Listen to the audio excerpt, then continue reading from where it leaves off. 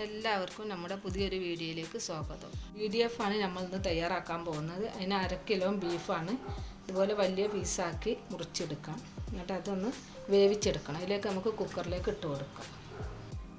കുരുമുളക് പൊടി 1 ടീസ്പൂണ്, മഞ്ഞൾപ്പൊടി 1/4 ടീസ്പൂൺ, ഉപ്പ് ആവശ്യത്തിന് ഇട്ട് കൊടുക്കുക. ഒരു 3/4 ടീസ്പൂണ് മുളക് പൊടി. ഇത്രയിട്ട് നല്ലപോലെ ഒന്ന് കുഴച്ചെടുക്കുക.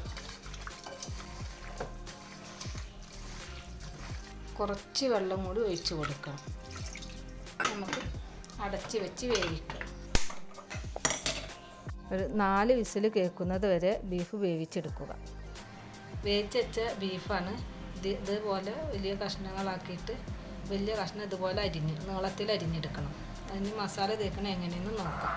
ഇതിലേക്ക് വേണ്ട മസാല: 1 സ്പൂണ് മുളക് പൊടി, 1/4 സ്പൂണ് മഞ്ഞൾപ്പൊടി, 1 സ്പൂണ് 1/2 സ്പൂണ് ചതച്ച മുളക്, ഗരം മസാല 1/2 സ്പൂൺ, ഉപ്പ് ആവശ്യത്തിന്. നമ്മൾ ബീഫിൽ ഉപ്പിട്ട് വേവിച്ചതാണ്, ആവശ്യത്തിന് ഇട്ട് കൊടുത്താൽ മതി.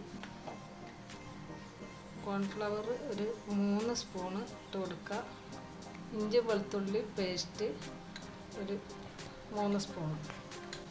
അതിലേക്ക് ചെറുനാരങ്ങ പിഴിഞ്ഞ് വെച്ച നീരാണ്, കുരുവില്ലാതെ എടുത്താണ്, അത് ഒഴിച്ച് കൊടുത്ത് ബീഫ് വേവിച്ച വെള്ളം കൂടി ഒന്ന് യോജിപ്പിച്ചെടുക്കാം.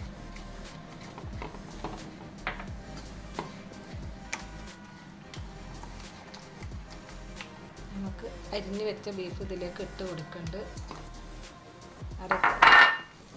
പതിയനെ തേച്ച് കൊടുക്കാനേ പാടുള്ളൂ, അല്ലെങ്കിൽ പൊടിഞ്ഞു പോകും.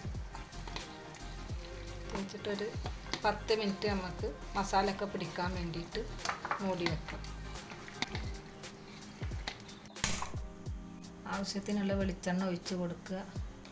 എണ്ണ നല്ലപോലെ തിളച്ച് വന്നിട്ടുണ്ട്. നമുക്ക് ഓരോന്നായിട്ട് ഇട്ട് കൊടുക്കാം.